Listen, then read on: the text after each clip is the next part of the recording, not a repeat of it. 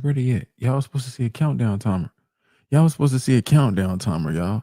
Y'all wasn't supposed to just come straight to the stream and see me there. Y'all were supposed to see some form of a countdown timer to get y'all prep. So just because I had it right here, I'm gonna replay it. So act like y'all didn't see any part of this right here, and we're gonna start it down for 30 seconds, just so I can take me a quick little breather. Okay. All right, y'all didn't see anything. Starting the countdown timer.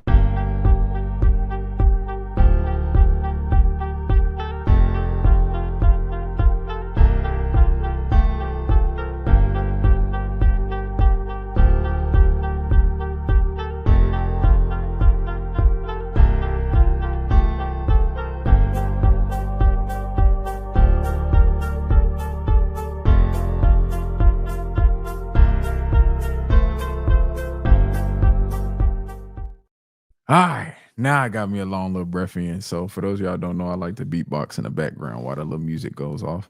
But here we are. This is week number 2. This is actually episode number two of our first time reading of The Great Hunt. So thank you so much for tuning in. If you have been here before, that means you joined us for the portion that we did with Jenny. And this time I have another special guest for y'all, somebody who's been a part of the community here for a long, long, long time. I will introduce her here shortly.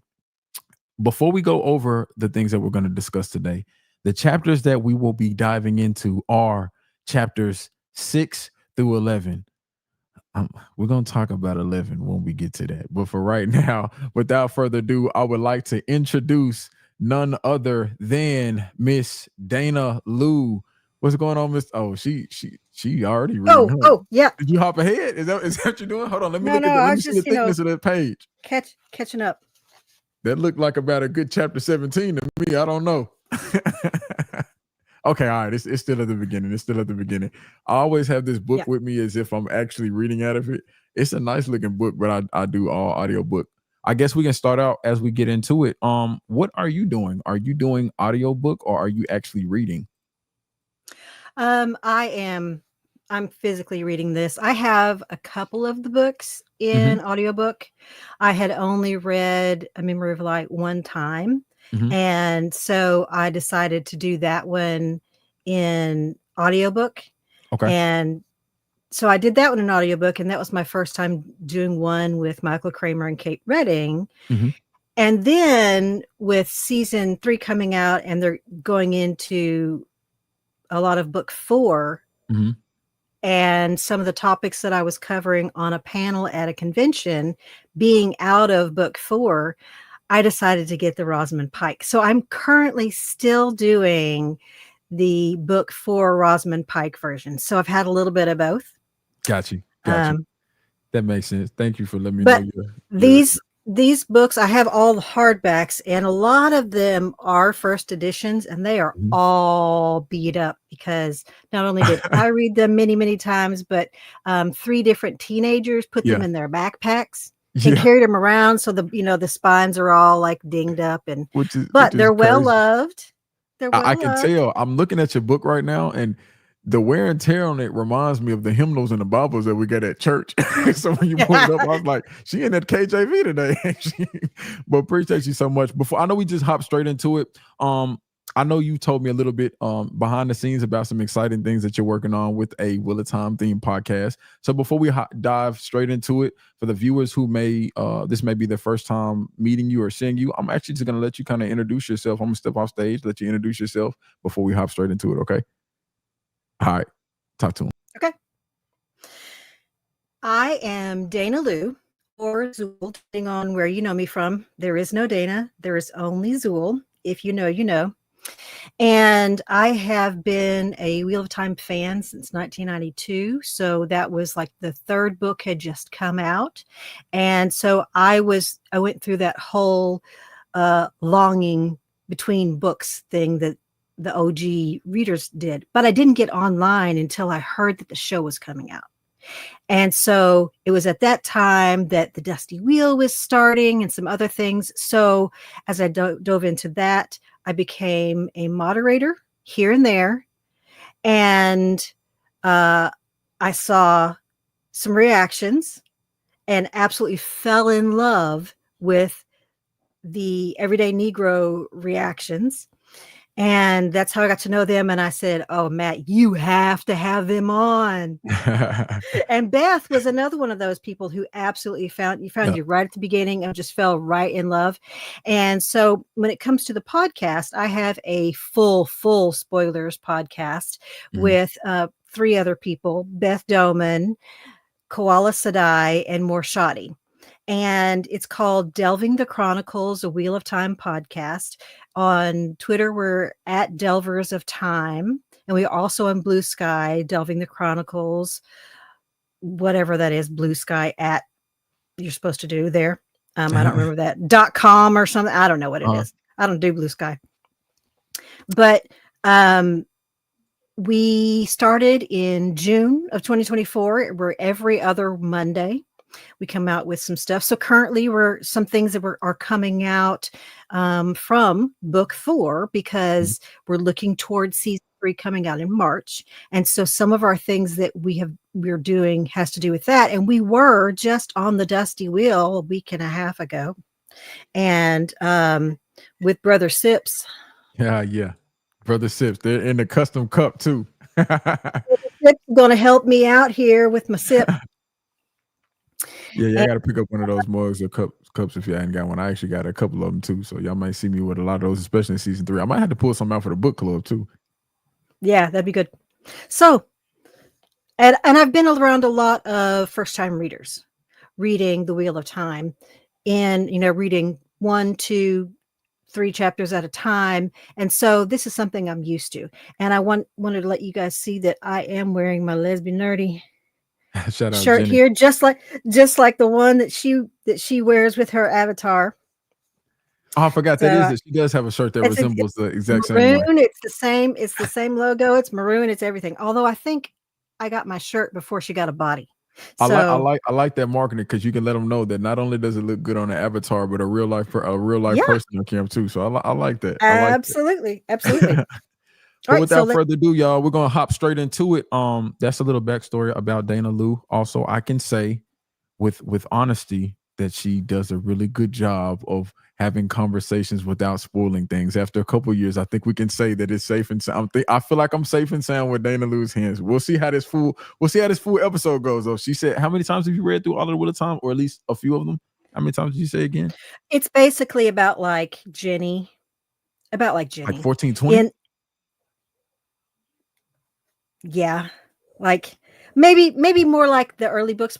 Some of the early books not as many Yeah. times, and some of the later books, like, it's a very weird thing because for, let's say, the first until book 7 came out, I read them maybe 5 times, right? So, but the Mhm. early, because every time a book comes out, you read another one. But Yeah. then when a new book would come out, I would read maybe the 3 books before that one or 2 books before that one. And a few times in there, I would start with book 1. But I didn't Okay. always start with book 1 whenever a book came out. And then the last 3 books, it was like, Yeah. okay, book 12, I've read 3 times. Book 13, 2 times. Book 14, 1 time. So I've had to kind of read some more of those later books Yeah. because in conversations with people, they're talking about things that happen at the end, and I'm like, I just don't remember that stuff very well. Mhm. So No, that makes sense. That makes sense. But we're hopping into chapter 6 now. So hopping into chapter 6 potentially for you for the 14th time of the Great Hunt. But let's dive in. Where would you like to start? okay, well, it's called The Dark Prophecy, and the Hmm. chapter icon is a Trolloc head with Hmm. a trident and fist. Do you have that to show? Let's see if I have the exact one. A Trolloc head with a trident and a fish. I said not a fish. And Brother Sips here I found it. is gonna help us out here. He's my bookmark for this chapter. I got his own uh card. That's dope. It's a Wheel of Time card made by fans, and the name on there is actually Brother Sips. Oh, snap. Oh, is that one of the ones Koala put together? Koala. Okay, shout Yes, out this is a Koala. this is a trading card. So there is this the icon that we're looking at right here? Okay, that's the chapter icon, and it's a Trollocs and stuff, and you'll see as we go through this chapter why that is.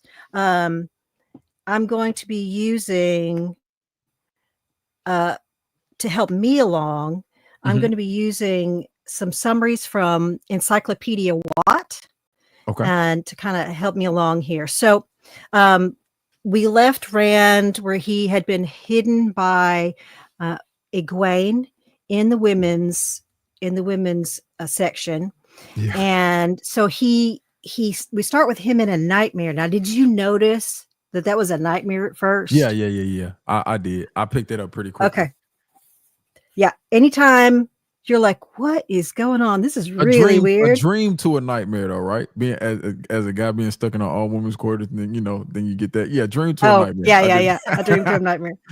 But we just jump right into the nightmare part. Mhm. And there's some really trippy stuff going on in his nightmare. You see, I think, Matt, Perrin, like pulls his eyes out, Mhm. and Yeah, that was trippy. Ugh. yeah, and Matt has like the hilt of the dagger like sticking out Yeah. of his chest. Yes. And one thing that we get over and over in here is this kind of refrain, something that Patton Fane says to him is, "The battle's never done." Yeah. Yeah. Okay. So that's really weighing hard on his mind. So he gets he gets his buddies in there, but he also gets Patton Fane and Balsamon, and Balsamon tells him, "For you, the battle is never over." Yeah. And then he wakes up and finds that Nynaeve is in the room and tells him that Egwene has gone to see Palan Fane. Yes. What do you think about that? Going into the dream scene that I was going to Sure. talk to you about. I pretty much knew that was a dream scene off bat because like of the like what you described, the abrupt like violence and craziness. Because we last left off with somebody kind of like seemingly freeing Patafane or visiting him.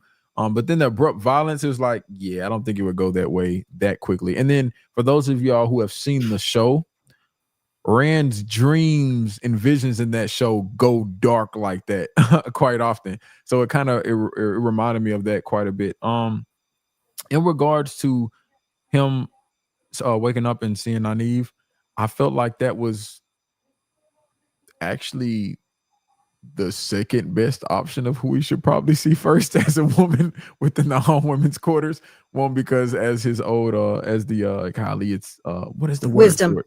As the wisdom from his village, I feel like she would have more care and compassion for him than the Emerald Seat would, Leandrin would, or any of the other Azure women there that were in the building. So I thought that was pretty cool. But then also going into that, because of the conversation that he had, it was like, this will never end for you, which is something similar to what Pat and Fame was saying in the previous chapters, saying like, surely you should never die, surely you, but never the rhetoric that we're hearing is pretty consistent.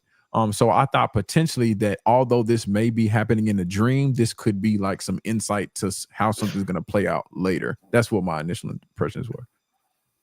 Well, it's also, just really weighing on him. This is like monumental stuff that he's kind of going through. This is not your typical sheep herder, Yeah. kind of things that he's going through. And so his stresses are coming out in his dreams. And he wakes up and I think he hears like a little clickety clack of Nynaeve, who's doing her knitting and sitting in a rocking chair. And so it's a very homey sort of scene. And she reassures him that that they're not going to let anybody in there. But he also noticed, and this is a very, very Robert Jordan thing. Yeah. He notices all of the comforts that the women have in their quarters that the men don't have. You have like a rug and tapestries and like 2 mirrors. Why does a woman need 2 mirrors? We don't even have one. That's crazy. That's crazy. Was it also this chapter too that he was like, I ain't gonna lie, not even look fine. Was this the same chapter? Yes. He notices her dress. Hey, He's like, oh, she looks pretty. He was feeling that for a half a second. Yeah. And he's like, that's something I never would have noticed with her as the wisdom. Yeah. Yeah. But they're getting different views of the world, and now he's Hmm. seeing her. I think she, maybe she sees herself a little bit that way sometimes True. too. True. So, I mean, now that she has feelings for Lan, she Hmm. sees that someone else sees her that way. Lan sees her that way, obviously. Yeah. Um, so Which is an yeah, she does. interesting, I think that's an interesting thing from like a girl's perspective or a woman's perspective, potentially, because I like to see how that plays out for women versus men. So, like in a lot of movies, especially like Disney movies, right?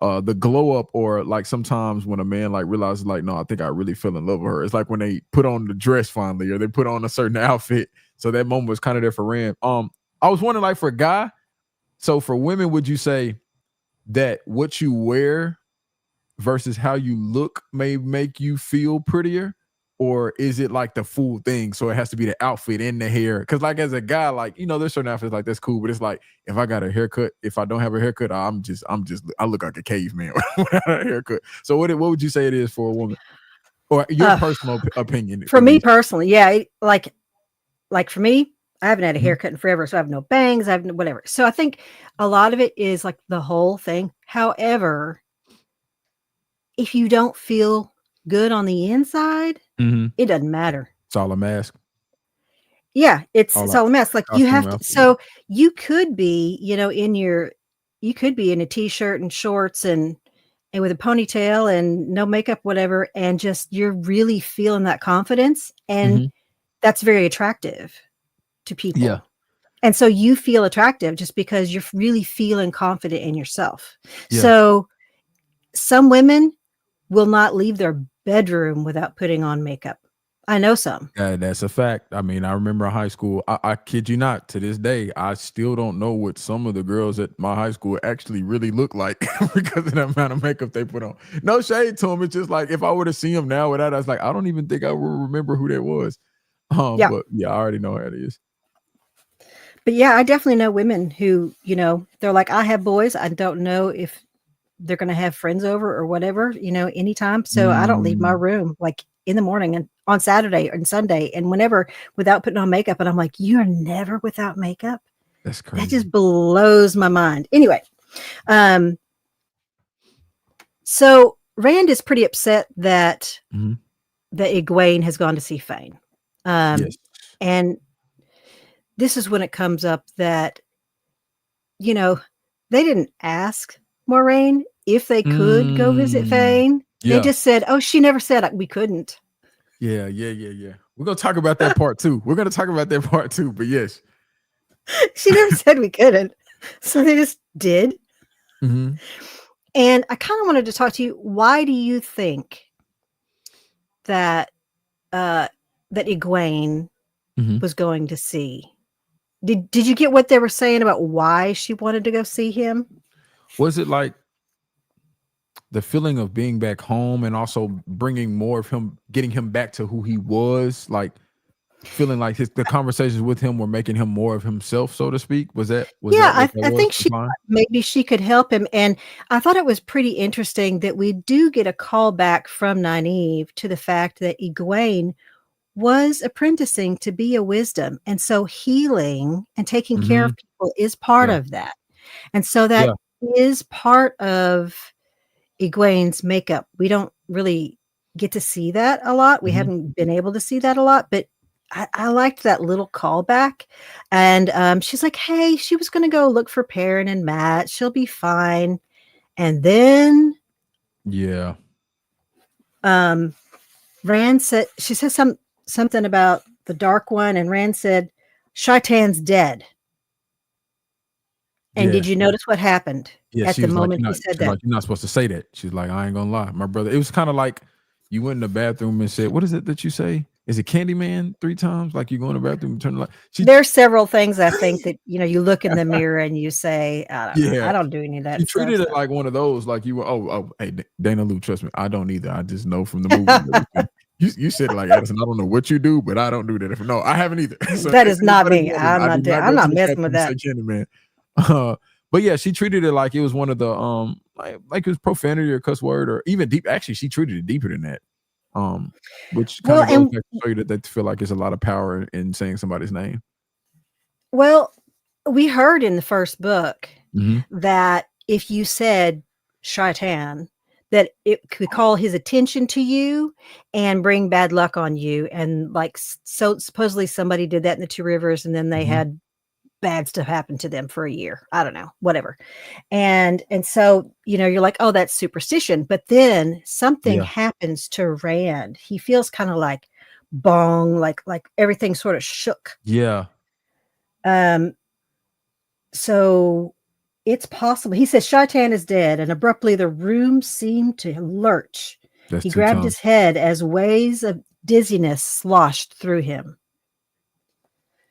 That's 2 times, Dana Lou, So, by the way. I was just making sure you don't oh yeah, I'm accidentally not going to say it say it the again. 3rd Okay, time. okay. Shh, Okay, shh, shh, shh. appreciate I it. won't Thank say it again. Good looking out there. Beetlejuice. Oh, I'm sorry. you. As long as you don't say the next 2, you good. I'm not If going to y'all say see it. the stream start sputtering and cutting off, y'all know what happened. It was me. I did it. Um, but yeah, she's like, I'm going to box your ears. But he literally believes that what he did at the Eye of the World um, killed the Dark One. And he said, okay, well, maybe Balsamon, Mhm. but still, he's dead. And something tells me with a series this long, I know, that's right? not true. I I know, right? You said Uh, 15 books? uh, yeah, it's 14 plus a prequel. Oh, yeah. Obviously, that's not true. So, that's not true. Well, Um, it's 4.4 million words, however you look at it. So, and no ChatGPT either. Oh my goodness, that brother was in his bag when he was writing these. But yeah, that portion of it, it again, I look back to the movie when you see him have these little like moments where it's like, are you okay? Did you just get the wind knocked out of you or something like that? So I think visually, I think that's what I kind of imagined in my mind while reading this portion of it. mhm. um, Rand is convinced that the Amerlin is after him, looking for him. Hmm. And so, and Nynaeve is, tells him something about, well, it's kind of weird that, some of the women came looking to like turn down the bed and she just kind of shoot him away. And Yeah, she said, and earlier there were women like down in the pantry, including Lady Amalisa, who's supposed to be getting ready for her banquet. yeah, Um, you know, with the Armelin seat and the Aes Sedai, and they're all like digging through like dusty rooms and stuff. And she's like, "What in the world are they looking for? I can't imagine."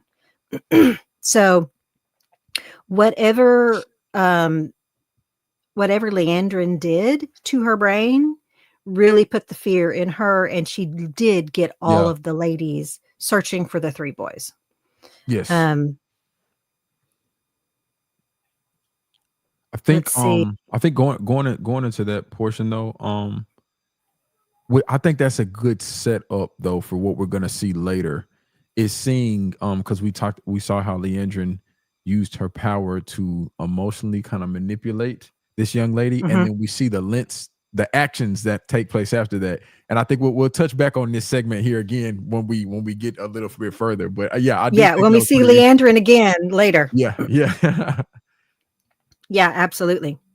Um, so so Rand is saying that as soon as the gates are opened, Mhm. he's gonna vamoose. And um Moose is a um new one for me. Is that up there with Skedaddle? yes, Okay, all right, cool. I had to vamoose. give it my my Yeah. Tennessee correlation word. All right, cool. Vámonos. Yeah. There it is. All right, So I'm yeah. familiar with that one. So he his intentions are to go somewhere where there really aren't people. There are Yeah, big stretches of land that are not even controlled by any nations anymore. It was like the Caroline grass, which is where Egwene and Perrin kind of got lost and met the traveling folks mhm, in the first book, and some other places, the Black Hills. And so he wants to go somewhere where he can't hurt anybody. yeah, And yeah. so he kind of says that's his plan. But all of a sudden there's an alarm and the keep is under attack. And he grabs his sword and off he goes running through the women's apartments with his sword. The play on words here is kind of crazy, which we'll talk about a bit later. But What do you yeah. mean? What? Oh, we'll hit on it. We'll hit on it later once he gets reprimanded potentially for this little situation. But yeah, so this is when he runs through, and then all the women are kind of like, "Hey, what's going on?" I don't know. This gave me kind of like a, "Hey, what are you doing here?" But kind of glad you're here. But what are you doing here? But hey, we're this is the most excitement we're gonna have all week type of type of situation. What did you pull from it? I feel like he wasn't in as much trouble as it made it to be. I think it was more entertaining for the women than it was they were actually mad that he was there. Well, I think later on, we do get some feedback of they've been talking about him from what he pulls with this stunt. Mhm. They're like very intrigued of this young lord, this Yeah. outlander lord, like running through with and he's wearing some sort of like stableman's leather jerkin or something. Like he's not even like over his like lordling clothes. And that Moraine picked out for him, because remember, she got rid of all of his like Yeah. everyday clothes and gave him all fancy stuff, and so he covered that up with a leather jerkin. So they're like really fascinated, and they're like, oh yeah, somebody's going to need to take him in hand. He's going to need a strong wife. Yeah, that's crazy. They were already man, and it's crazy because I'm so used to stories or cultures to where it's like the guy, like I've heard of arranged marriages, but it's kind of like the Mhm. guy who kind of takes it on. So in this series, they flip all that on his head and it's like, yeah, you'll make a good husband to this. And you may even be convinced. And I think Lan even at one point was like, yeah, and they may even convince you that you're the head of the household after a couple years. It's like, what are we? what, what? But yeah, that was interesting to see. Yeah, and I think you'll see in different cultures that the male female roles are different. Mm-hmm. So Mm-hmm. we will get to see other cultures, spoiler, Okay. along the way. And we won't just stay up here in the north. Okay. So we've been in Andor and, up in Shinar and up into the Black in Shinar. So this is where we are on the map. And up in the borderlands. So, Oh, is it map time yet? Or well, no, let's not not yet? do the Okay. map All right. just All right. yet. Cool. With the fighting, Mm-hmm. this is really the first time in a long time we've seen fighting with Combat. Trollocs. Yeah. Yeah. And what did you think of that? We had Trollocs, we had Myrddraal. What did you The thing with the How was Trollocs that is, for I you? think when we first see them, visually within the Wheel of Time series in the show on episode 1, and then the book as we encounter them, I think interactions with Trollocs seem less and less scary now. It's more so like Fades and Madral. I think those are the ones like, oh snap, okay, they're dead. When you see a Trolloc now, it's like I'm expecting for us to get through those pretty easy, unless you're just like not a main Yeah. character. That's pretty much my interaction with those. But how they just kind of came out of nowhere, well, I think was more so the interesting portion of Yeah. it. And the fact that there's even a Fade inside Yeah. the walls, in Faldara, you cannot enter the walls with your head covered up to show that you're not a Fade, basically, Yes, I or remember a them talking about Trolloc, that. Yes. right? So there had to have been, and we find out more about this later, there had to have been someone to let them in. Yeah. So dark friends, there's at least one dark friend somewhere. At least one. I got my maybe 2, 3, but yeah, for sure, at least one. One Yeah, minimum. And then this absolutely. is this is the portion too where Rand pulls up to was Ingtar. it not only Inktar, but it was also no. Rand pulled up to was it the Fade of the Madral first? He pulled up to the Fade first, right? Yes. He pulled up Yeah. to the And Fade first. And mhm. he was about to engage in combat, and that's when Inktar came up and was kind of like, "Yeah, I got this. You go get Egwene." Yeah.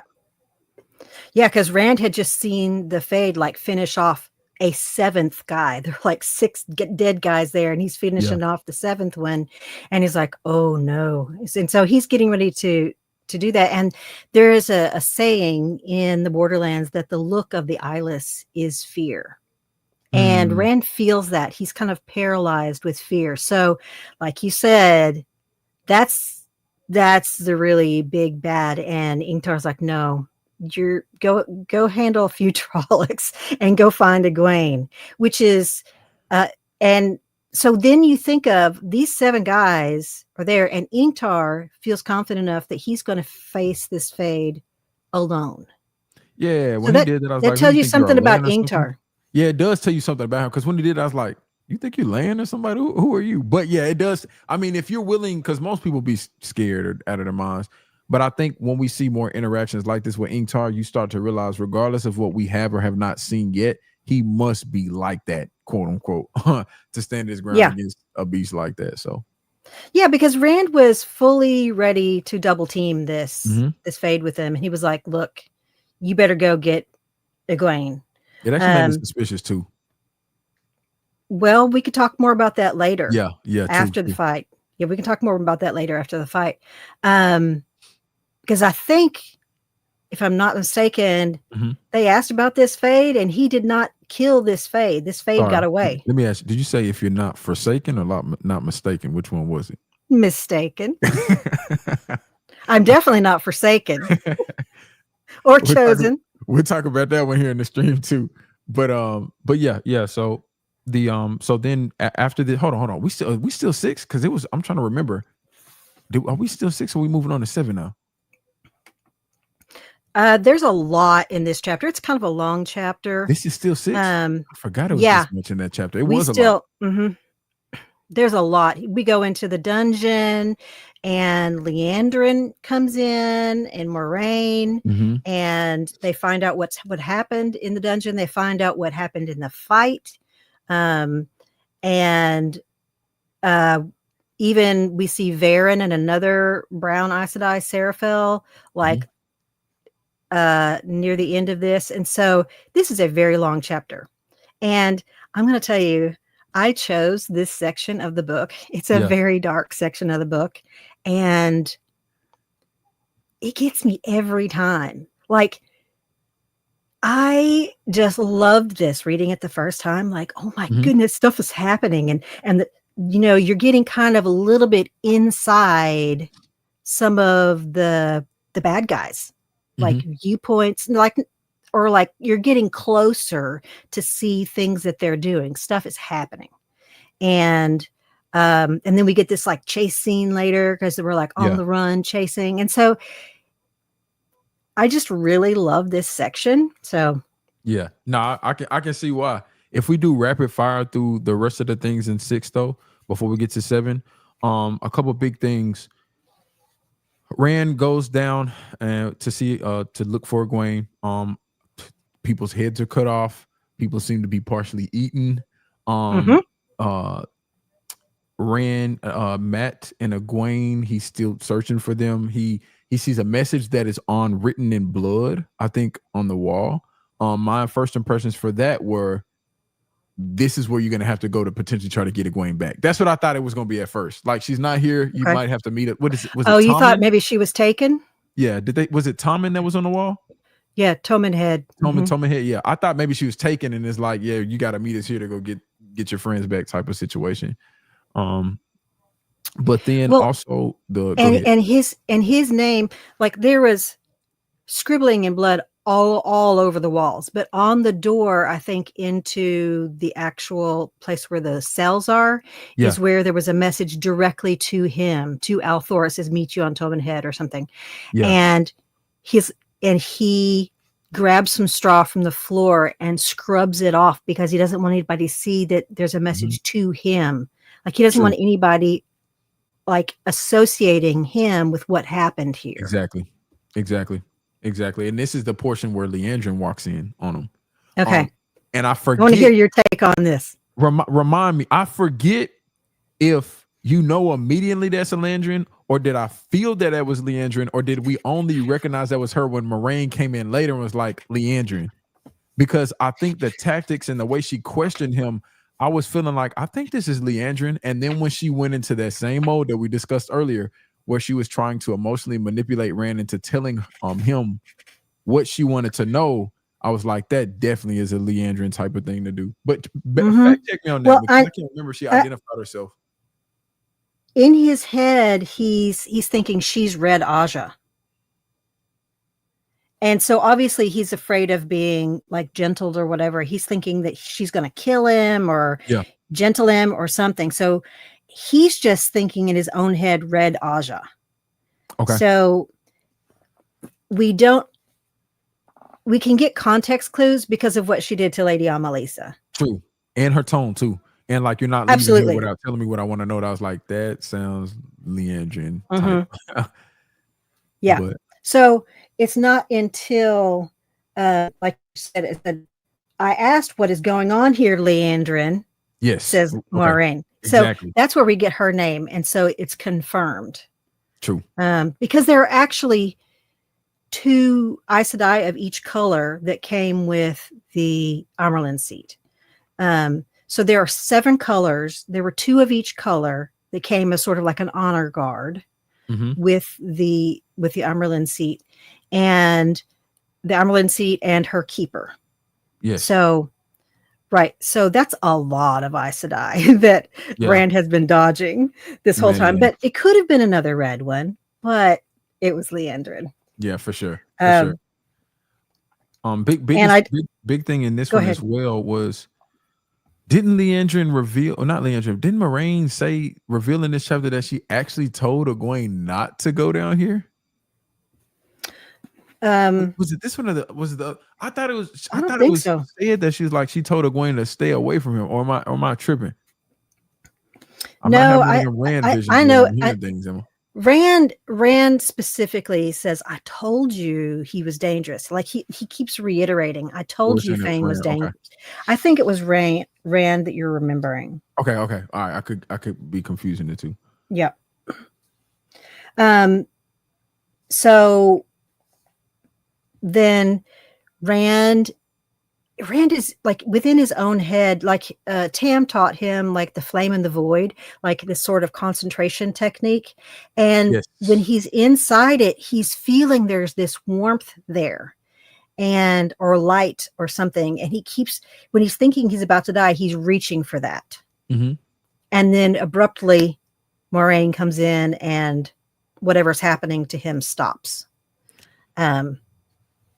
Question is, did he get saved by the bell, or do you think he was going to outlast the Leandrin probe? We'll never know.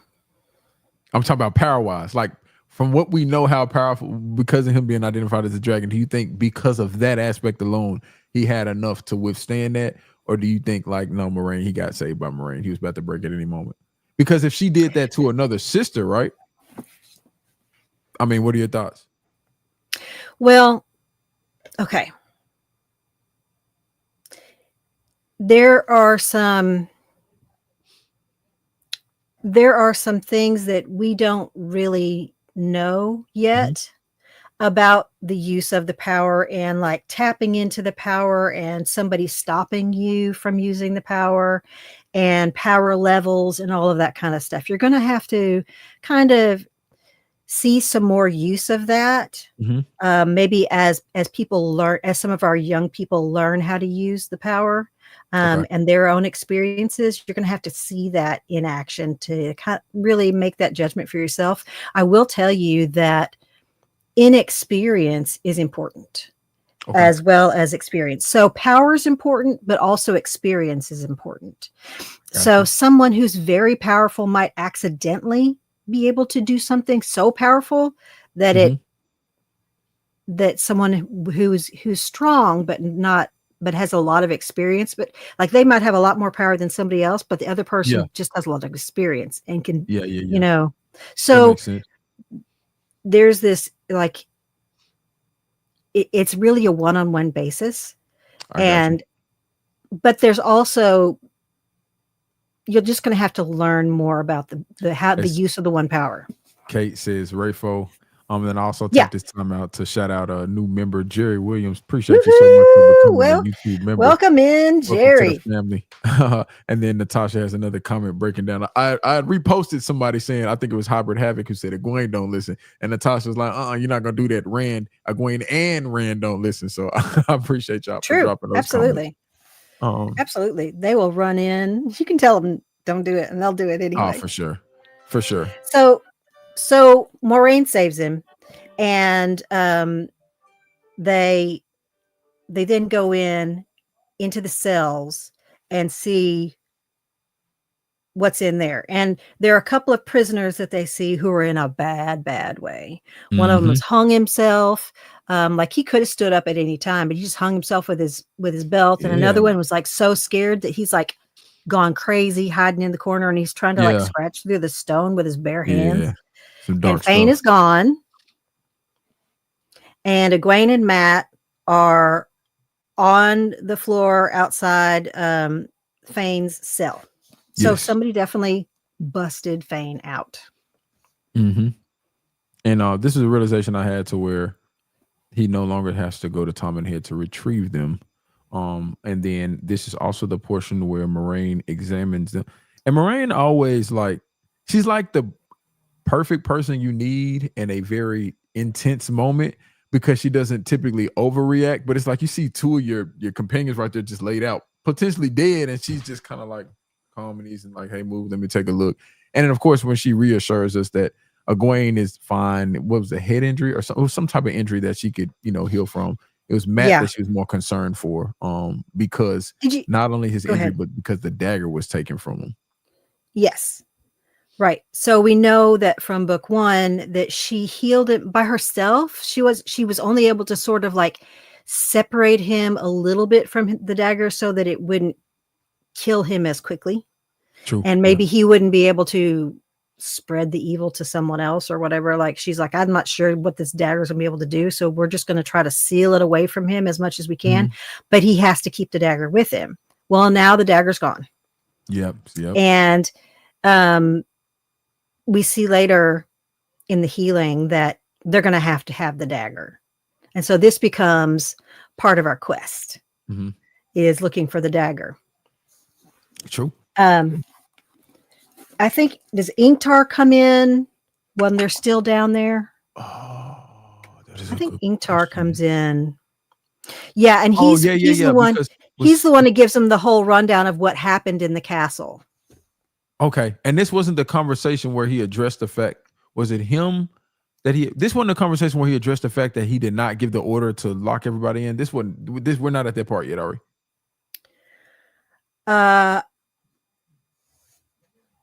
Okay, this is that part. Yes, it is. Okay, yeah. Because of the Emerald seat request.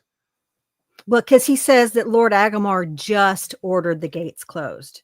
Okay. And Rand is like, what about the earlier orders? And Ingtar says that he didn't hear anything, and he's like number 2, like in the castle. Like he's very high up in the military hierarchy of this castle or keep, and he would have known about it. And so, but this is where we hear about, like, at the dog gate, those 2 guards, their throats were slit. So that's how the inside job. Yeah, somebody on the inside slit their throats and opened that. Because Rand knows they were all closed and they weren't, they were closed tight. And so the names of the guys, I think, let's see. Does it name them? The 2 gentlemen?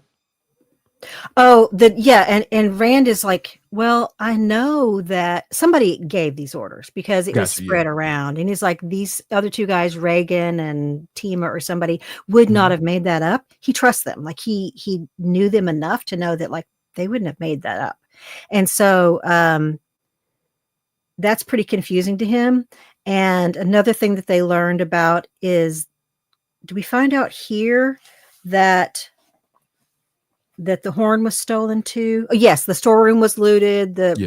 And the men were killed who were guarding it. And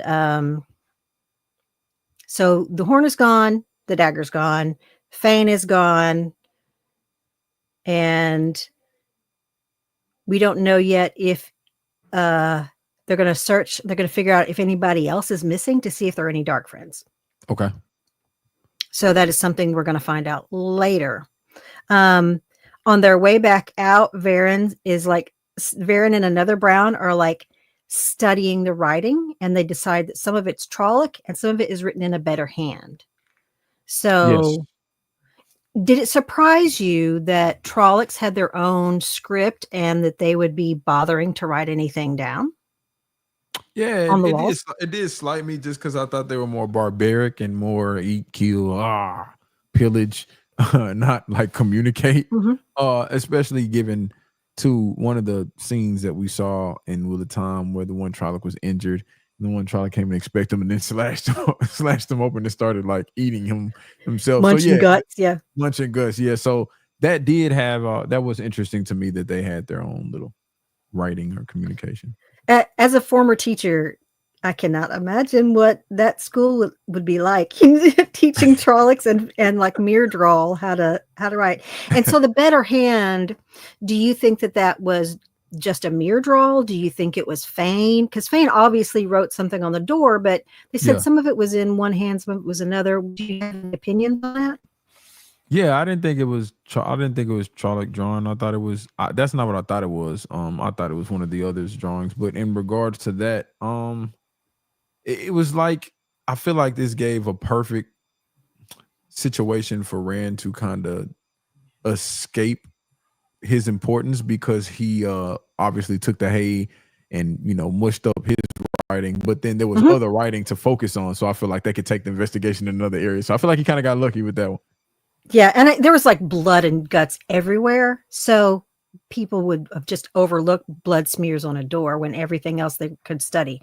And Yeah. here we see our brown Aja detective Varen Sadai, OG who Dudu Aja. Jenny's gonna get you. And we see that like she and the other brown are just like very intently, oh, this is very interesting. And what Yep, about yep. this hand over here? And he's like, who would find this interesting? Like, that's crazy.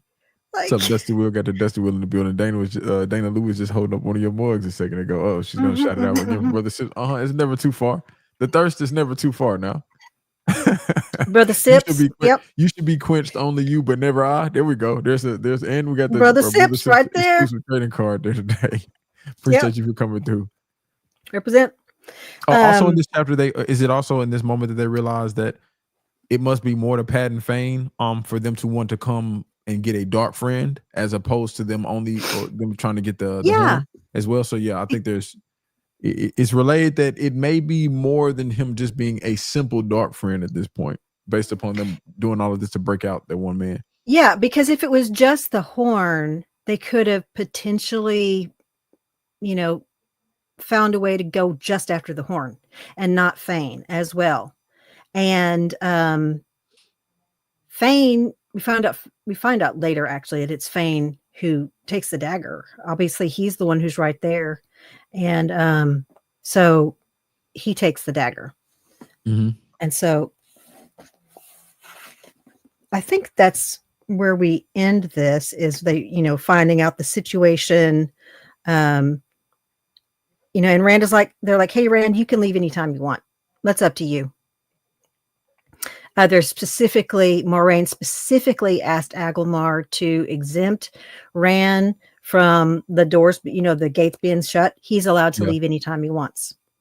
They keep saying that, but why does that feel like it's not true? Like it's like it keeps saying he even tells himself that, but it's like Lan says later, it's like, well, you should have left a long time ago if you're gonna leave. Like that keeps getting brought up. This perceived freedomness or freeness that he has. Well, do you have any opinions on that? Why that might be?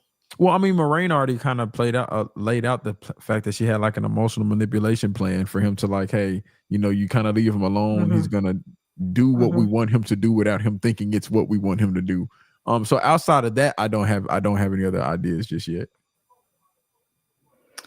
Well, so we can, if you want, we can move on to the next chapter. Let's do it. Okay, chapter 7, Blood Calls Blood. It is the Wheel and Snake. And let's see if we got that one queued up. You said chapter 7, Blood Calls Blood, Wheel and Snake. Oh, never mind. She has the LED item of it right there. I don't even got to pull up the image. That's exactly what it looks like. Yeah, and this is often representative of the pattern because we heard about like Moraine explained that like the wheel like weaves the pattern. It's the one power turns the wheel of time and ages come and past. And then the snake in an infinity symbol eating its own tail is a symbol of like never ending, right? Okay. You know, so that's kind of what that is. So anything to do with the pattern or something like that is going to have, woo, that's Oh, there it wild. is. Is it this one right there?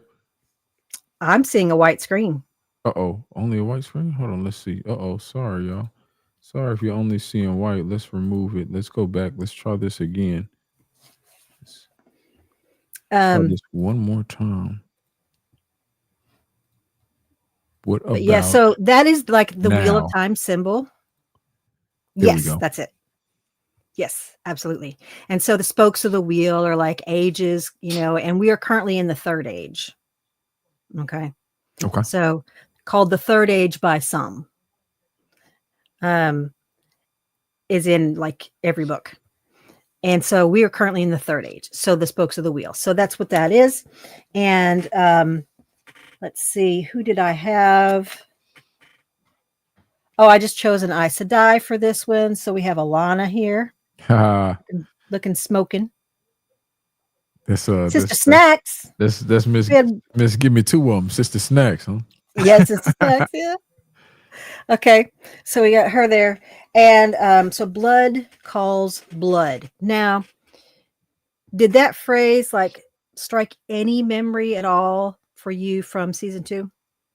Yeah, absolutely. Are we talking about the? No, we're not talking about the land fear introduction, the Celine introduction, the Forsaken.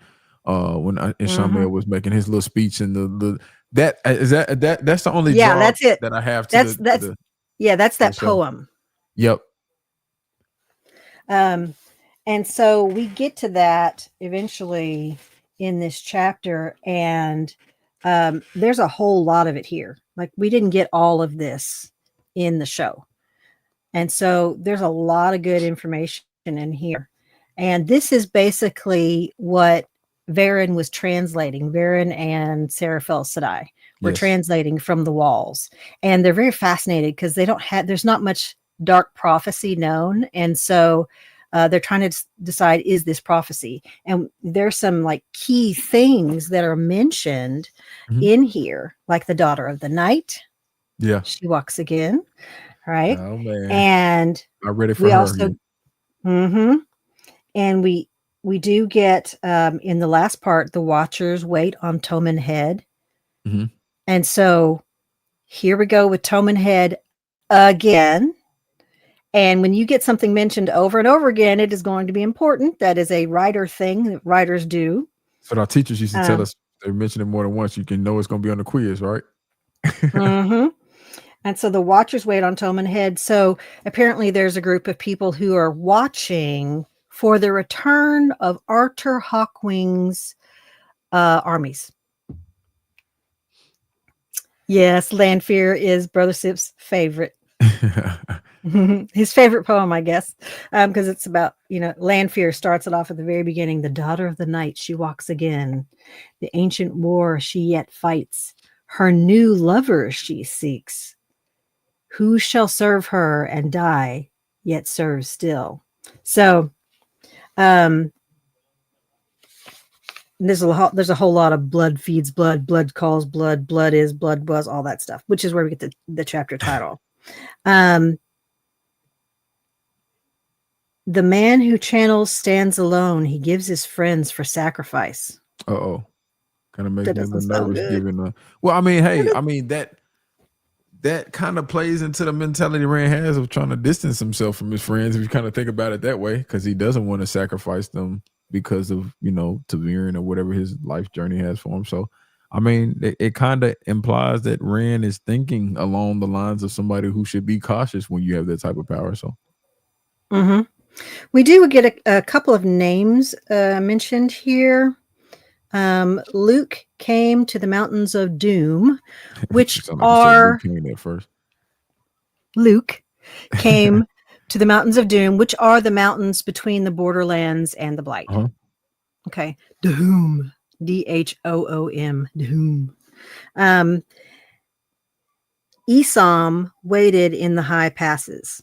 And I believe you see the name Luke in a story that is told by someone giving a ride to Rand and Matt in book 1. And I'm going to leave that at that. And I believe someone else tells a story that has Esom in it in book 1. And I'm going to leave that at that too. Okay. All right. So it's kind of given us like, these are like, they're giving us little bits along the way, Yeah. and kind of weaving it back in here. But here we go. The great Lord comes. And the Emerlin is worried about who has seen this.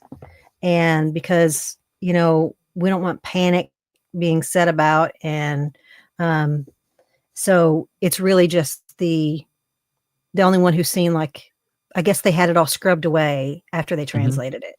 So really just the 2 Brown sisters had their copies, and that's it. Okay. That's been scrubbed away. But when Egwene and Matt were taken on stretchers, Matt was taken, like, Egwene was taken to her room. She's going to have some healing, sleep it off, that kind of thing. But Matt was taken to the Armelin. Yes. And the Armelin is quite powerful in the 1 power. And so he does have some healing done on him. And so this is like the next morning, I think, or it's been, maybe the fight happened during the night. And so this is, they've worked on him with some other Aes Sedai and using a powerful Angreal. Do you know what an Angreal is? It's crazy. We were talking about this last reading. Is that as an example of that, like the little leaf thing that they had in the first book? I can't think of the little leaf. That's a terror Angreal. Okay, all right, my fault. Okay. Well, that's what I was thinking. So you just took the T off. Right. Right. So there's a terror Angreal does a specific purpose. It uses the 1 power for a specific purpose. Okay. An Angreal is like an amplifier of the power. Okay. All right. Okay. Cool. So it's like a booster. Yep. A Sa Angreal is a super Angreal. It's a like super booster. So an Angreal is something that Moiraine has an Angreal that she has had with her that she can use to boost the power level, and the women can join together as well. So they use that, and so they have some powerful channelers, but they also use this to boost their power. So there's what's the prognosis for Matt? Like 3 months, isn't it? It's like 3 months. Well, obviously it's terminal without the dagger. He's going to get worse without the dagger. But I think, wasn't it like 3 months to live? So yeah, without the dagger, it's just a few months. With the dagger, a little bit longer. Yeah. They have to have the dagger in order to separate him completely from it. But then they also made the statement, or didn't one of the Brown Eyes make the statement that he probably has been with the dagger too long to even be fully healed? When there's some type of statement like that, she feels like he might have been in proximity with the dagger too long to even potentially be fully healed. Now, whether that ends up being true, well, they might not know. They really haven't studied anything like this. Like it's kind of an unknown. They don't really know, Yeah. So I think it's more of like a conjecture. Got you. And let's see. He may already be changed beyond the reach of full healing. You're right. Yeah. Even if no longer enough to contaminate others. All right. So, yeah. And they're worried about corrupting that whoever's carrying it now might spread the corruption of the dagger somewhere, like wherever they go. They're afraid that that's a possibility.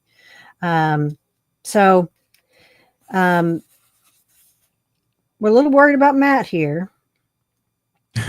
But it's funny though, as much as they're worried about him, they're like, well, we'll let him pursue getting that back then. It's like they're going to use him for his own purpose, but potentially for another purpose at the same time. Well, another thing, as I said that, okay, so if we go after the dagger, Mhm. Who can handle it safely?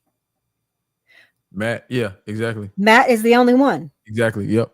True. So they have to they have to use him to get it back. Like he's Yeah, the because I only don't one want who to can touch handle it it. because he's Yeah, already true. tainted by it. That's true. It's actually, yeah, it's actually kind of smart, but yeah. And somebody else in the Um, chat is pointing out that they want to emphasize that Angriel equals good. oh yeah, like yeah, an Angriel is good. And Like, then does that mean amazing. saw amazing? I've heard that before. Saw Oh, amazing. Saw appreciate you. Angriel and so good, so amazing. So Angriel is good. Saw Angriel is amazing. Appreciate you for that, Um, Michael Boruto. Boruto. Sorry if I butchered the name. um, so Matt is taken to the infirmary, and this is where they're wondering why Fane is so important. Yeah. Okay. Um, yeah, and so let's see what we have after the explanation of um, the prophecy, the dark prophecy. Did you have any notes for after that? After the no, I think I mentioned it earlier, but I think it came in right now. My notes were in regards to the emphasis on why would they put so much energy and time into trying to save one dark friend. So I said it earlier, but it was for this portion right here. Mm-hmm. Mm-hmm. Yeah. So this, yeah, there are just a lot of things that are dropped within this thing. You can go back through it and you can look, you can read it again, and maybe after you hear some things along the way, like we'll hear Arthur Hawkwing's name again about his army.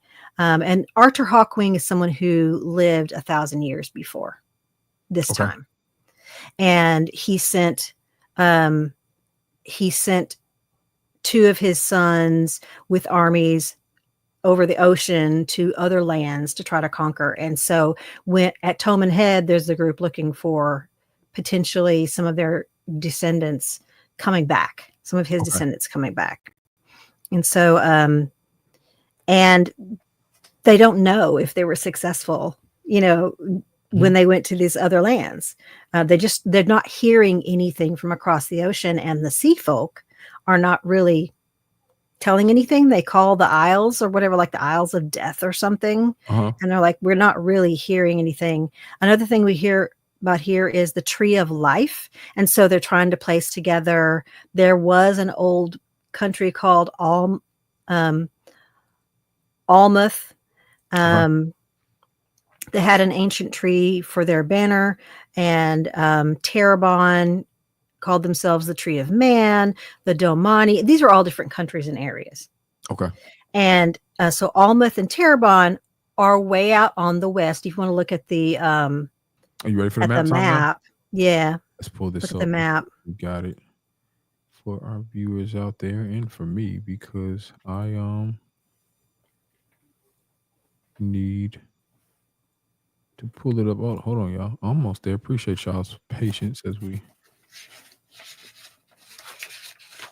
get the visuals for you all. All right, I think this is the map there. Can you see it? Hold on. Yes, yes, yes. Okay. So if you'll kind of zoom in like onto like the west coast a little bit, yeah, that's fine. Just Arid Doman is Mhm. right there. That so one of the groups listed there are Domani, Mhm. and they say that their ancestors created the tree of life, and there's speculation as what is this tree of life, and there's like a fabled tree of life called a Vindisora. Okay. And there is thought that maybe a cutting of this was given by the Aiel to the king of Kyrian. And Kyrian, if you look at Tarvalon on the right, if you go Yes. down south from there, that's fine. You don't have to zoom or anything. There's Camelin, and Kyrian is a little bit southeast of Tarvalon.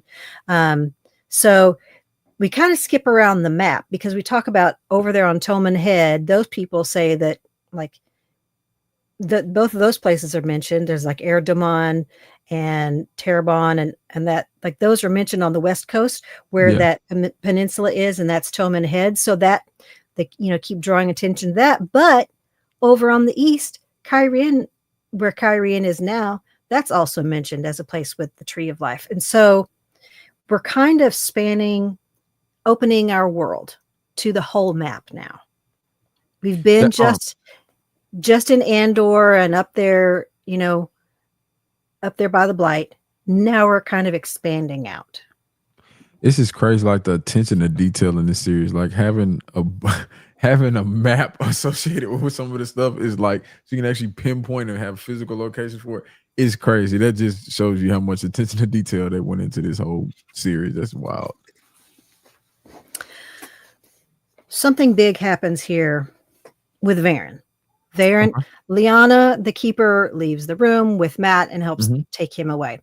And so we have the Amerlin, we have Moraine, we have Yes. Varen Sedai, and she's giving her rundown on this thing, and then she starts talking about the boys, and she's like, "I'm assuming, Mother, that he's the Dragon Reborn." This mother word throws And me off so much too. I guess I'm gonna have to get and used to it for 14 more books, huh?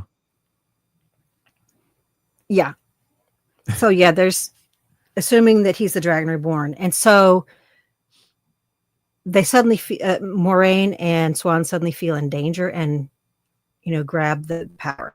Now there's somebody there. They're like, okay, our secret's out. Somebody else knows that we know that he's the Dragon Reborn.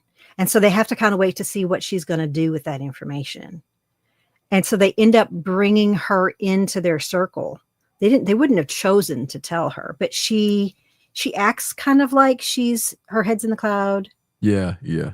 but then she just comes with a direct right at you. Now, do you remember Varen from season 2? Yes, she was Brown Aja. season 2, she was the one who was there with her sister, right? She was camped out with her Yeah. sister for yeah, yeah, Yeah. yeah, yeah. They were Yep. admiring land as he was working out, right? As he was doing his sword practice. Yeah. Some memorable characters from that season for sure.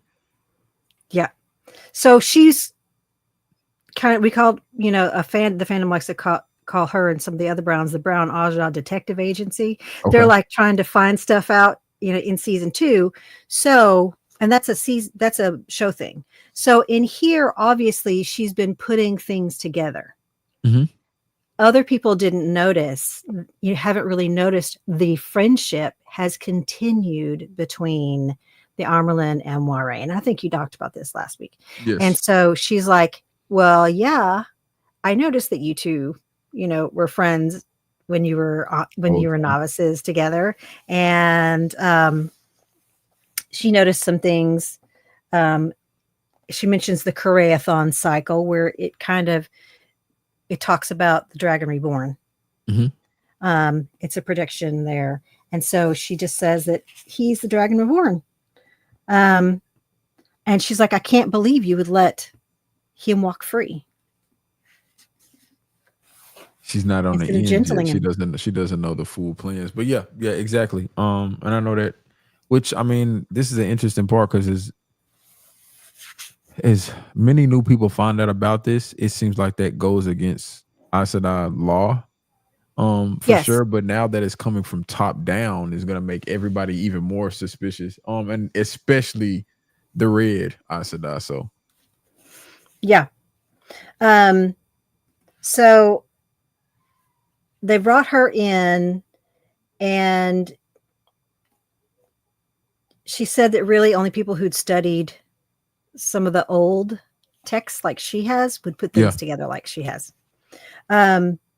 Although we did have Leandrin noticing that there were these 3 boys, and they are 3 Ta'veren.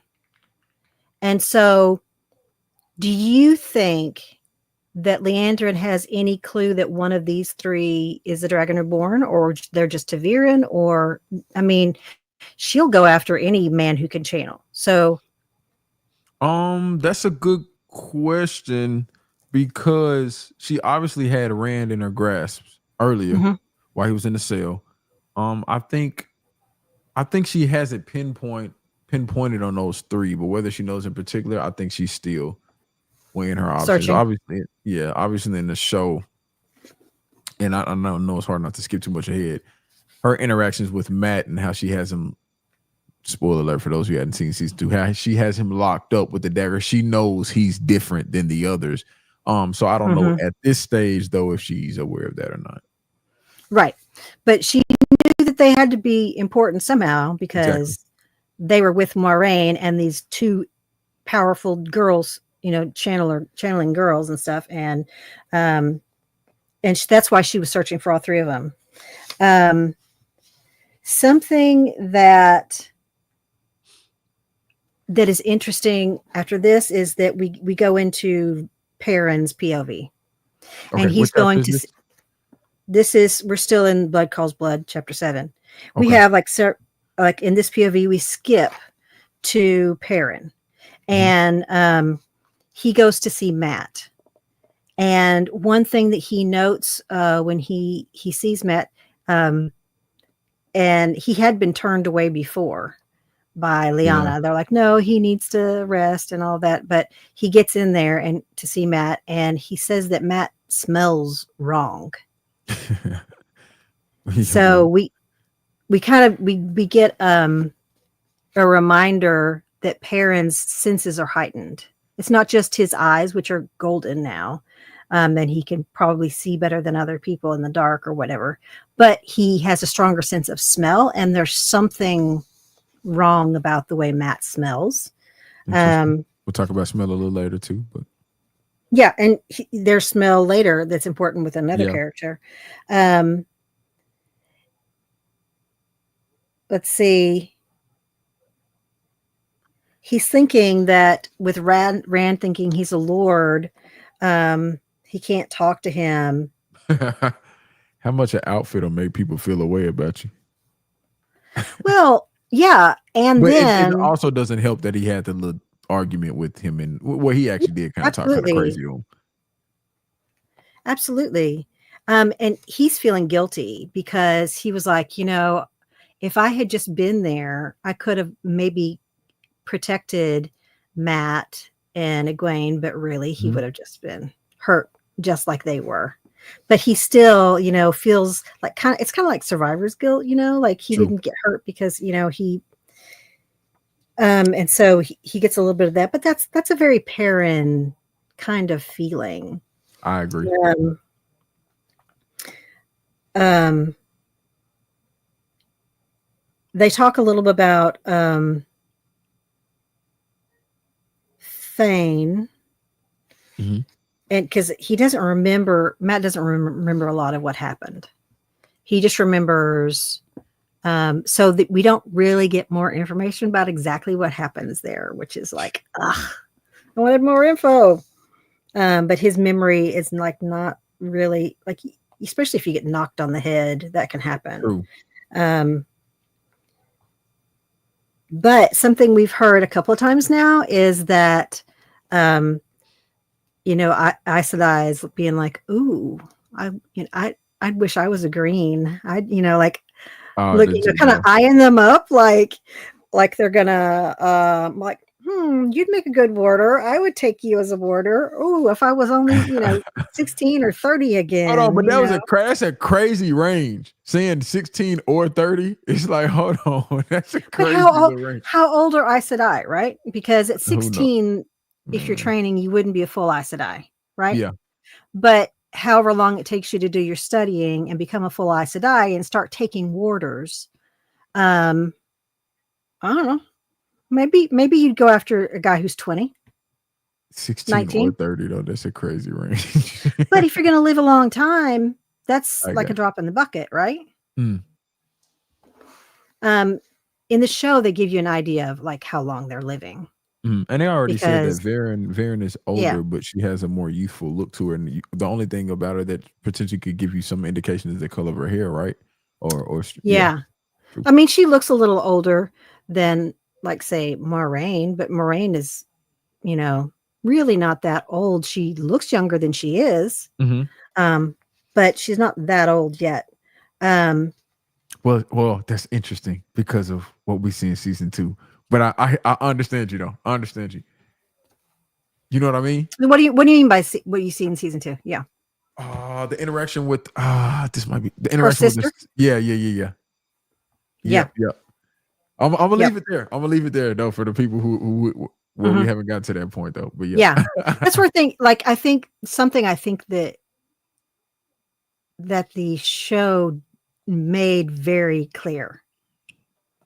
Yeah, Varen has some gray, and also in the show she does. She has like some gray, like on the sides, like A little or a patch, big, yeah. like around her face or something. Um, but yeah, And then you ready for 8? Or was there yeah. any other Let's point? go to Okay. 8. Let's go to 8. And I'm trying to think which was the symbol for this chapter? Hold on. This one is the dragon's fang. So it's like the black part of like a yin yang symbol. Like it starts Yes. and it points downward. And so when you were with Jenny, you had something that was white and pointed upwards. It looked more Hmm. like a teardrop. That's called the flame of Tarvalon. And then now we have the black side. And if you take them, put them together, they form a whole symbol that is the Aes Sedai symbol that you Right. saw in To book 1. is this the right Yeah. one right here? Hold on. Yes, that's it. It's called the Perfect. Dragon's Fang. And so the one power, the Aes Sedai symbol has like two sides, the white side and the black side, and that's the one power. And there was a seal, a Quendiar seal found at the Eye of the World that had this symbol on it with the white and the black together. And so this would represent um, the male half of the one power. But people you did see scrawled on in the door as like, hey, this person's a dark friend. Like Okay. it's been taken and used by people over the years to be like, hey, this person's a dark friend. So, but it could be, somebody channeling Sidene or Hmm. something, or talking Okay. about that or whatever. So what's we have in this chapter? Oh, we have Rand. Let's see, what do we call him here? He's brother sensitive. Yep. Brother sensitive. Brother sensitive. The Dragon Reborn is the name of this chapter. All right. Oh, this is where. Oh, one thing we didn't get to at the end of the last chapter was Hmm. Land coming to find Rand and saying, "Oh, the Armerlin's calling for you, and you should have left when Yes. earlier. Yeah, you It's should. too Yeah. late now." True. And he gives him some teaching on, okay, I'm going to give you like some quick tips, when you face the Armerlin, because the last one is, um, the one rule above all others for being a man, whatever comes, face it on your feet. True. True. Yep. And I remember him keeping that in his. That was one of the rules he was trying to keep in his head for sure. They said Yeah. man tips is what what Michael Man tips. whatever Yeah, says. the man Man tips. tips. Whatever comes, So face it and standing. Lan is the one who chose True. his Don't Google that. outfit. No, don't. No, please don't. Your Google history will be things that will be suggested to you because of that searching will be. So you're going to need that blocker on your screen. It's a fact. So Lan specifically chose his red coat that had Mhm. like brambles and going down the sleeves and around the cuffs and like herons, golden herons, because he has a heron mark blade. So he's like, Mhm. this one will do, and it's red and gold. And he said this is appropriate. And then he gave him a cord that he tied around his sleeve and like his upper arm, and he gave him a little red enameled pin that is a red eagle in flight. And Mhm. this is the symbol for Manetheren. And so we heard the story of Manetheren in book True. 1. And so the old blood of Manetheren is said to be strong in all of these Emmons Fielders. And so Lan is wearing his thing on his arm, and he has a pin for the golden crane. The golden crane in flight. Mm-hmm. Yes, for Malkir. And so then when we move into where they're headed, they're walking towards the women's quarters to see the Amerlin. Rand is feeling very nervous, and just as they get about to curve around the corner to head down towards those doors, Yeah. Lan says, he gives an order, and he says, "Cat crosses the courtyard," and Rand goes right into his sword training, and it's like a very like smooth, loose walk, but like head held high, like you look like you're the ish, right? Like The stuff. Hold on. When you yeah. say ish, are you meaning like a Shamil, or what is the ish No, no, sort no, no, of no. Like you are like the stuff? cat's meow, like you think you are, and you are. You're embodying it. Like you are just a smooth operator. And like so he's and it's like you're kind of like everything's loose, and so it kind of relaxes his body. Mhm. And they also get something said to them by some men. It's tight one, they say Tyshar Malkir, Tyshar Manethrin, and that means true blood of Malkir and true Mhm. blood of Manethrin. And so, with their symbols that they're wearing, they're being recognized as the true blood of these countries. Really, you could say it to a country that still exists, but these two countries no longer exist, Mhm. and they're being recognized for that. And so they do get honored by one of the head women, and two other women who like escort them in, and then there are three Aes Sedai who then escort them in over to the Amerlin, Mhm. and Lan is not allowed in. Yeah. He's told Moraine has something for you to do, land guiding or whatever they call him. And so he's given Rand whatever help he can, and now Rand's on his own. True. And we do see that the bowing that Rand does is something he learned when he was in the court of Camelin in book 1 in the palace. He saw how the Prince Gawain Mhm. and the guards and everybody, like how they bowed, and he goes, "Oh yeah." So he did the same bow that Gawain did, that he learned from Gawain at that point. Yeah. When he goes, and there are very specific phrases that he answers when they say certain things. And the Amerlin is a little ticked off. And she's like, "Maureen, have you been letting Lan at him? Because if he starts picking up warder ways, it's difficult enough without him picking up warder ways." Yeah. Like, Yeah, the whole interactions with them is funny too. And I know things pick up quite a bit, especially when Rand, declares that he's not going to be used by them. It's like the whole tone yes, shift. It's like, yes, how dare you speak to us women like that? What's wrong with you?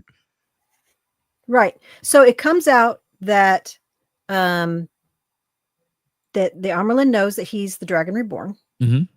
and he swears he won't channel. And she's like, "Look, you won't be able to help it. You're going to channel." True. Like, and and this is where he's like, "I won't be used. I won't be used." Mhm. But there's something else that happens here when they start talking about his blade, his sword, his heron mark sword. Yeah. And so they're like, "How did he come? How did he come upon this?"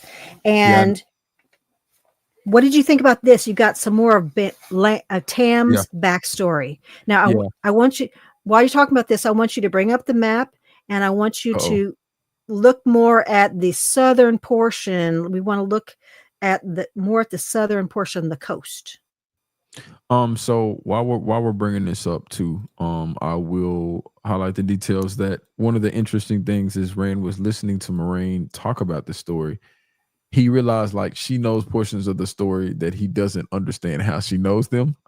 So that was one of the Mhm. highlightable moments of it. But where in this map are we going? The southern coast where it says Ilion, Tyr, Altara, Amadicia, like the Right southern here. coast. Yep. Okay, yeah, that's good. Um, now we get this story, and there's stuff in here that Rand doesn't know. Mhm. Okay, so he's hearing it for the first time. We not just the readers, and so she said that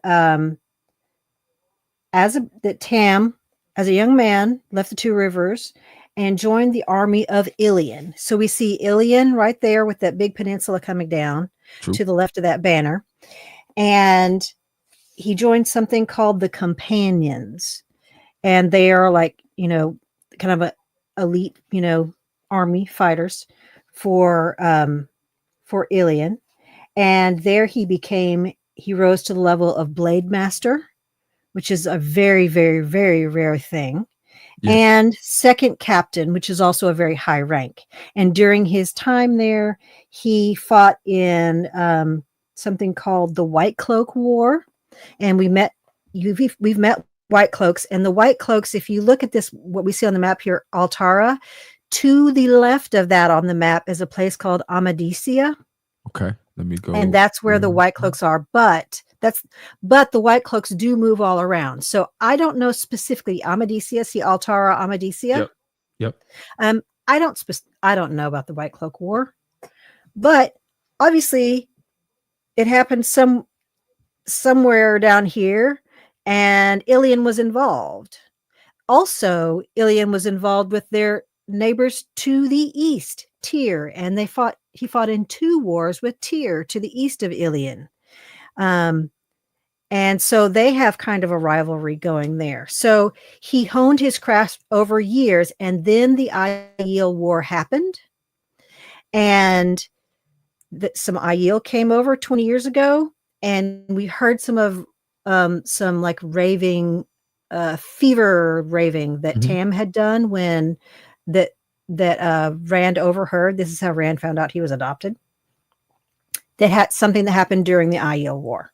And Okay. so if you will go back up and look at like near Tarvalon, so there's like formatting, yeah, Kyrian, Tarvalon, yeah, that's good right there.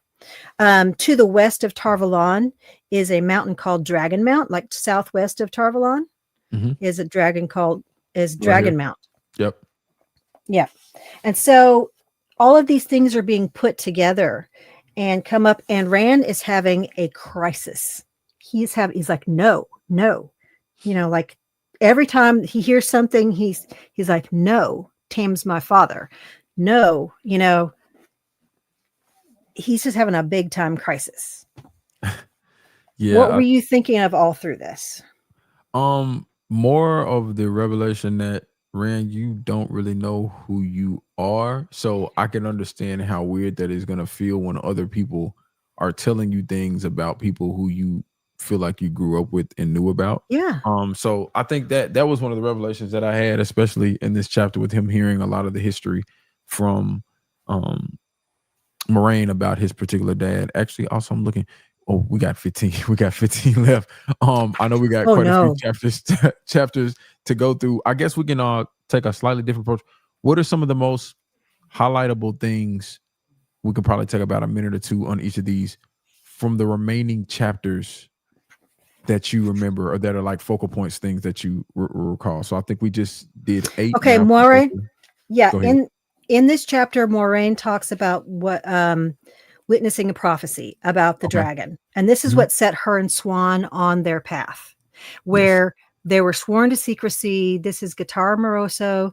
Um, she has this prophecy. They're in with the Amerlin, and it's about the dragon reborn being born on the slopes of Dragon Mount, where the previous dragon had died. Mhm. Okay, so at the prologue of book one, we have Luce there in Telemon, transporting himself in the middle of nowhere, channeling all this power, and basically kills himself, and a huge volcano comes up, and it's called Mhm. Dragon Mount. Mhm. Okay, so there's the prophecy that he's being born at that moment or right about then on the slopes of Mhm. Dragon Mount. And that's what sets them on their path to look for him. Okay. And then, so that makes sense that then the story of Tam bringing home an Andor and wife and a baby, which Yeah. was not known by Moraine when she was in the Two Rivers. She's like, I would have saved me a lot of trouble if I'd known this earlier. I would have known which one it was. Mhm. Um, so that's very important. We get to learn sort of the origin story of Moraine's search. Um, and let me look at um,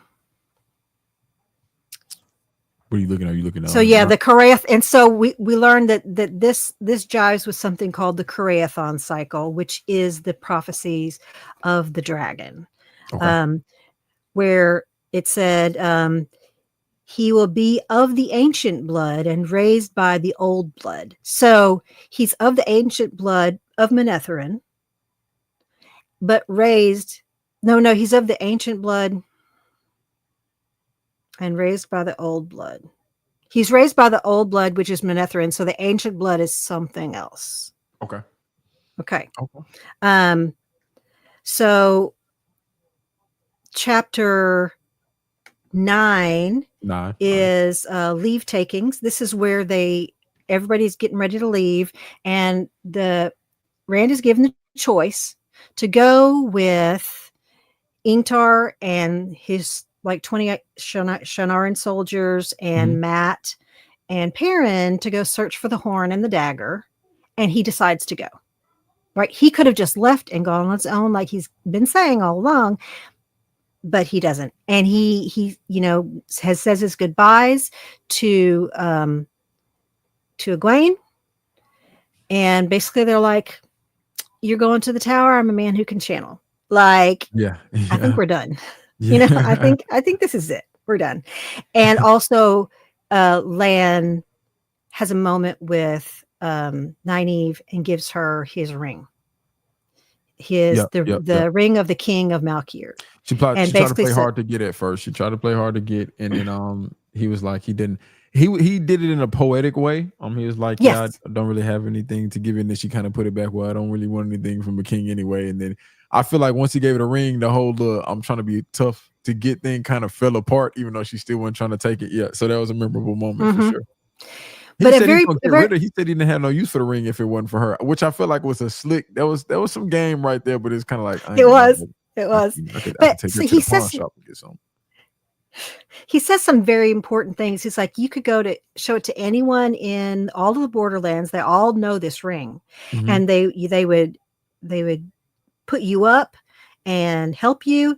If you show it to any warder, they will help you. If mhm, you send it to me or a message like you with its imprint in wax, I, without question, will come to you. okay. Now, my question of this is, he has sworn to be the warder of Moraine, and this is Mhm, like a magical bond, mhm. closer than lovers, closer than any other bond you could think of having. Is this a Yeah, problem? absolutely.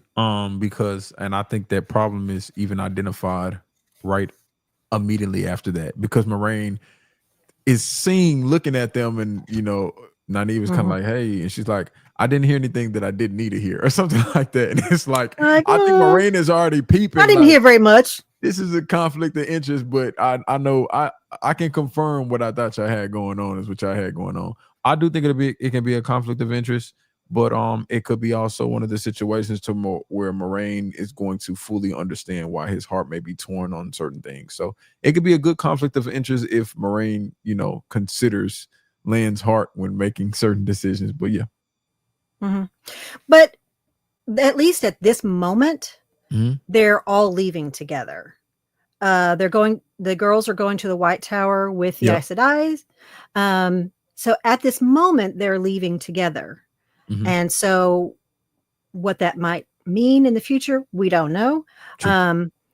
Now, there is an event that happens when and Land tells Rand one more thing when they're getting ready to leave. He said, "There's one other thing I need to teach you, and that's Mhm. there is something called sheathing the sword, Yeah. where if there is a very crucial moment in a sword fight, and everything will be lost if you don't make this move, you can take the person's blade into your own body Hmm. in order to win. Like you might die because you've Yeah. been stabbed, but this is called sheathing the sword. So you're sheathing the other person's sword in your own body. He's like, Mm, you'll know. You will know if you ever have to do this. And so that's something Kate doesn't like the advice, but that's dumb. yeah, yeah, I'm trying to win. But yeah, that in the moment I was like, are you just telling him to like delete himself in order to win? But like in the heart of a battle, especially if you're trying to protect somebody else, I could see Mm-hmm. while like realistically, if you're fighting, that could be some advice that you would give somebody, especially if you have other Yeah. people that you're protecting and caring for. So that seems like Yeah. some Like if land you, type advice to give.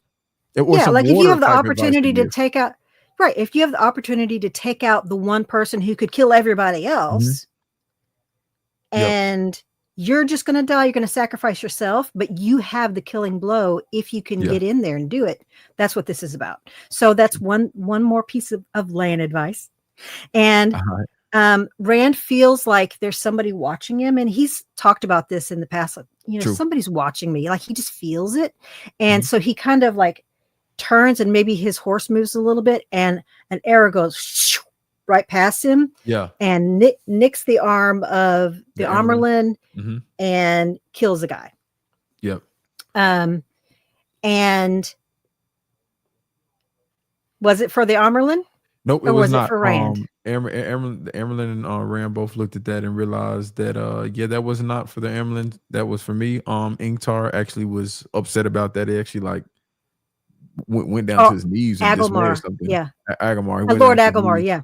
He went down to his knees and it's like, hey, bro, get up. Come on. You know what I'm saying? That don't Mm-hmm. you're doing as good of a job as you can. So that definitely Mm-hmm. was interesting, especially how Yep. she picked him back up emotionally. But yeah, so Yep. that And that lets you I know think that's that not gonna be a Amerlin safe did a trip. good job of kind of playing that off. Yeah. Yeah. Especially so he didn't Like, lose his job or his title or respect from the people around him. I think it was mm-hmm. good to hear that from her for sure. Yep. So I think that was a big thing that happened right as they were leaving. A little excitement, and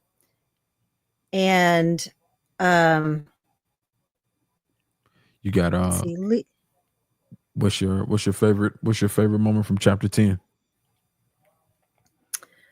Oh, chapter 10 is gruesome. It's Mm, gruesome. Okay, so they're following. They have somebody who's a sniffer who can sniff like violence. So murder, violence, that kind of thing. And so they're following the trail of the Trollocs and Fane and Amir Draw. And so mhm. they see this weird pattern where when they come up on a like they're going south, south, south, south, there's a camp overnight where they discover what Trollocs eat Yeah. people. And then there's like it heads off northeast the next morning. Like the trail heads northeast for an Yeah, hour or very two. bloody Then there's path. a murder and it goes south again. And Yeah. this goes on like day after day after day until they get to a river. And there is Interesting part about this though is that they're also traveling with a guy who can track people because he has a sniff for violence, which is an interesting yeah, tracking method. it's and he didn't come into Faldara because there were Aes Sedai there, and he says it's nothing to do with the power. And one Yeah, time, like, a he's brown Aja incorrect. Yeah. tried to study, wouldn't let him go for a month, That's because crazy. she was like trying to Holding me up figure for him a out. month. Holding me up for a month for a little experiment is insane. As if Yeah, I it's don't got crazy. job and bills to pay, but I got to sit up here and answer your questions for a month. um, But when they come up on places of violence, and there's one or two times that Perrin also says, oh, this is Hmm. bad. This smells bad. And Huron kind of looks at him sideways.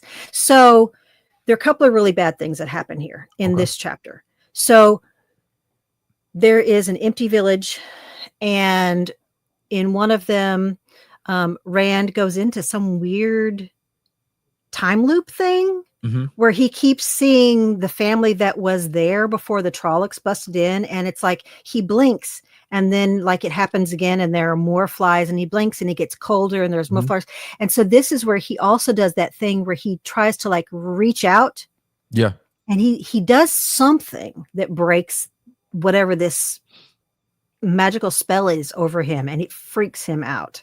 And he looks around and it's just no people there. It's just dead flies. Yeah. And In the so that's in a the really comments bizarre below, thing that happens. in the comments below, man, y'all let me know what y'all feel like violence smells like. Make it as descriptive as possible without being Oh, crazy. Let me know in the comments what y'all think my boy was smelling when he was getting these little tracking trackings. Um. the worst that there's two really bad things that were worse violence Mhm. is they finally cross a river, and Huron from across the river can smell that there's something really, really bad on the Yeah. south side of the river. And it turns out that the two Faldorans that were missing and suspected might be dark Mhm. friends, the ones who let people in, were skinned alive. Yeah. And Brutal chapter. Ingtar didn't bury some dark friends parts that they found earlier, Yeah. but he says we don't have proof that they're dark friends, and they did save Ingtar's life Yes. at a previous battle. Like they Mhm. did, fight a lot of Trollocs and stuff in the past. So let's Mhm. go ahead and bury them the way that we would any other Shinaran. And Uno comes by and says the final words that are said over every Shinaran Yeah. grave, Yeah. which I thought was kind of touching. Yeah, that's pretty neat. And I actually too, you just brought up Uno, and as we're coming to our final statements, Uno actually and Rand have an interesting little relationship because he says that like they don't really say much, but every time he looks at him, he just looks at him too and doesn't he don't really know. It's an interesting dynamic that they have there. Because Uno does seem a little rough around the edges, but Rand really doesn't know how to gauge him. But yeah, he Very talks much about the so. burial process. And there's one weird thing that happened kind of early on when Ingtar's very feverish, like, oh, they're like Hmm. running their horses hard. And Uno says something kind of, and he kind of looks at Rand like, hey, maybe you should say something too. And Rand's like, Hmm. why would I say anything? I'm not, making any decisions. Yeah. And so um, then because Uno's like second in command, and he's like, Yeah. why are you looking at me? And so one really interesting thing about Uno, not only does he swear a lot, and his swears are Yeah. hilarious if you read them out, but with one eye, he is their best tracker, with the exception of Brother Sniff. uh yeah, Huron, the Brother. sniffer. Yeah. Um and so then it's kind of weird that he sees a woman in white like a couple of times. He's like, I saw her in this first village. And then they go and they're like, there Mhm. was nobody in that building. You're just seeing the curtains blowing. True. And then later on the south side of the river, he's like, no, I swear I saw that same woman Yeah. again, this woman. I And they're remember like, that. you're what? You got something in your eye. Like, what is wrong Yeah. with you? But the one-eyed guy is like their best tracker, and True. he's seeing this woman. And I don't know if you even noticed that this was happening, that happened Yeah. multiple times. Yeah, it happened a few times because I remember them kind of like, "Hey, all right, now let's get information out of people. Let's not just scare them away." But yeah, I remember that from Uno quite a bit, and actually seeing his character on screen, I had the visual of who he was as soon as they said the name. But actually, that brings us pretty much here close to time. I know there was a lot of things that we discussed. It's like it's so much packed into these chapters. It's kind of like me and Dana were talking earlier. It's like, man, we could probably talk about this for like all day, all night long, just because there's so much packed in, especially this chapter 10 that's super violent. I will say this real quick because I do got a couple of shout outs to give. Um, Chapter 11, I do have a confession, y'all. This was a I heard this is a good chapter, and I don't want to spoil it by saying, yeah, I remember that. So what we're gonna do is we're actually gonna take chapter 11, and we're gonna add that to next week's topics. Sorry, Dana, if there was a lot of fun stuff in there that you wanted to discuss as well. But I actually did the reading. It's like I thought I was done at 10. It's like I have to read 11. So I was bad this week, y'all. I would have failed the quiz this week on 11. So we're gonna move that over to the next week. Dana, thank you so Yep. much. It was a lot. It was a lot of fun for having you on there. I know you And I'm probably sorry I went so slow. no, you're There fine. just is just so much to dig into. Exactly. That And with the map yeah, too, like, and you showing the map and like you automatically knowing where it was. I was like, oh snap, you know your Wheel of Time yeah, stuff. yeah, Um, yeah. but thank you so much. Before we go though, could you Wanted tell to them show one a more little. time about your podcast that you have about the full spoiler? Also, yeah, show the cars too. It is Delving the Chronicles, a Wheel of Time podcast. Look, there's Brother Patchy. We were But just talking Uno. about him. This is what I was using for my markers in my book. We got some Trollocs here. This was from an Uno deck. This is the Mhm. +4, like draw 4. That's Um, dope. and we have Brother Book. Brother Book. And Brother Book is in, spoiler, chapter 11. He goes with them on the trip. So Gotcha. he's in chapter 10, chapter 11 when they're going along the trip. And by the way, something else important is that Matt in particular, but also Perrin a little bit, are Mhm. being butt heads to Yeah. Rand. They're Yeah, like, going back and forth. He Rand watches keeps with them, trying. they go back. Yeah. They Yeah, go up, Rand they keeps go trying to forward. Yeah. apologize, Yeah. and they're being butt heads about it. True. I remember that. Yeah, the pettiness and Rand wanted to kind of clear the air. But thank you so much, Dana. Appreciate you so much in the chat, man. Y'all please give Dana one of your favorite emojis in the chat. Tell her thank you for coming through this week. It was a lot of fun. She did a lot of reading in preparation, and hopefully we have kicked off her 15th or 21st read, whichever one it is. It It's all probably gets been jumbled up. got you. But thank you so much. Appreciate you, Dana. All right, bye, y'all. All right, my good people. There it is. That is The Great Hunt, episode number 2 in the books. Again, a special shout out to Dana. She went through a lot of detailed stuff. If y'all are wanting to take a deeper dive into Wheel of Time as you read, especially for those of y'all who, again, this is your multiple read, I highly suggest going over to check out Dana, Beth, and I think, did she say Koala Sadai? And there's one other lady that I might be missing that is in that group too, who they do the podcast and they do stuff with. But before we get out of here, I do want to give a special shout out to, there's another super chat that got dropped earlier, to Leia B, that said, I'm glad these Wheel of Time book reviews recaps areas are back. Thank you, Addison. Appreciate you. Thank you all for pulling up. A huge part of the change that we're doing this year for the readings of our book of The Great Hunt are going to all be live.